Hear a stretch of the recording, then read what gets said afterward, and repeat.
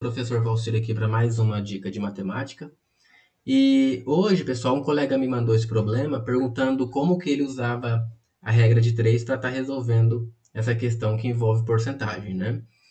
Aí eu disse para ele que tinha outra maneira de resolver, né? Além de ser com regra de 3, evidentemente, que é equacionando o problema, né? Então, eu resolvi trazer esses vídeos para vocês, explicando então como que faz sem usar a regra de 3, certo? Então, assim, serão 3 vídeos que eu vou fazer para ensinar bem passo a passo, tá? Não vou fazer em um vídeo só para não ficar muito extenso, mas daí acompanhe os 3 vídeos que eu vou postar no canal e depois no último vídeo, então, eu vou estar resolvendo para vocês, certo?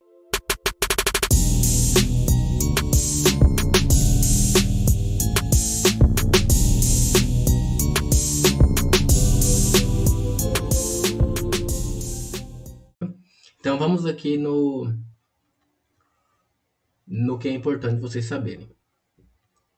Pessoal, para resolver problemas que envolvam porcentagem, tá? Mas sem usar a regra de 3, qual é a estratégia? A estratégia é a seguinte, é a gente aprender a conversar com o problema, tá? Isso mesmo, conversar com ele.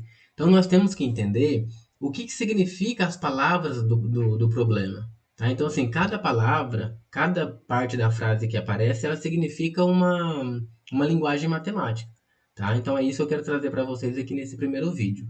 Então, por exemplo, em qualquer problema de porcentagem, sempre vai ter aqueles pronomes interrogativos, que são quantos, quantas, qual, quais, né?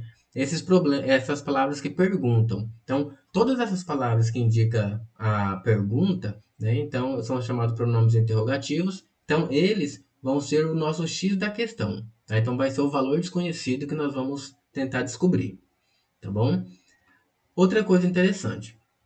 Todos os verbos que aparecem no problema, por exemplo, geralmente aparece bastante a palavra é, né? O é, a palavra representa, vale, equivale, todos esses que são derivados de verbos, né? Então eles representam o sinal de igual, tá? Então não se esqueça disso.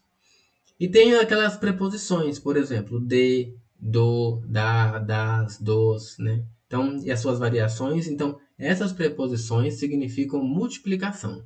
Tá? Então, não coloquei aqui um xzinho para não confundir com o x da questão, tá? Mas de, do, da, das, dos significa multiplicação. E a palavra por, ela significa divisão, tá? Então, normalmente, a divisão nós vamos representar pelo símbolo de fração, tá? Então, tipo 3 por 5, a gente escreve assim, ó, 3 por 5, tá? Então, a palavra por significa, então, divisão, certo? Enquanto que as preposições preposições de, do, das, significa multiplicação. Ok? Então, na verdade, com essas informações aqui, ó, já é o suficiente para você estar resolvendo quaisquer problemas de porcentagem. Mas eu vou trazer para vocês aqui também algumas dicas extras, tá? Por exemplo, aqui, ó. Quando você está lendo um problema e ele fala o produto entre dois valores, certo? Então, quando fala produto, significa multiplicação, certo? Não vai confundir produto com a palavra em si, né? Tipo, um produto custa R$ 50, então não é esse produto. Produto entre valores significa multiplicação.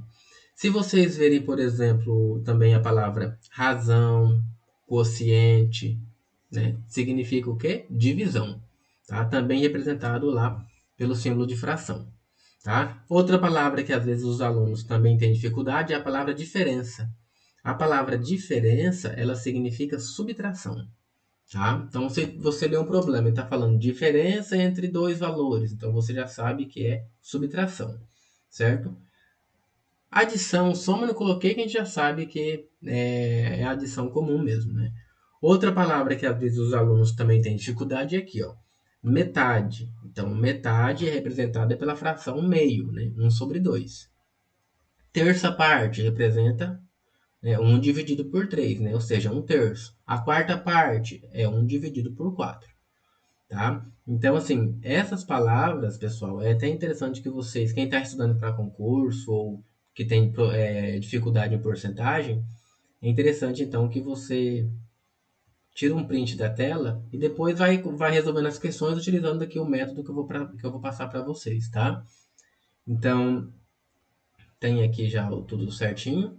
Aí nós já vamos, no próximo vídeo, já resolver, então, alguns exemplos utilizando essa linguagem, tá? Então, enquanto vocês anotam, nós já vamos ali para o próximo vídeo.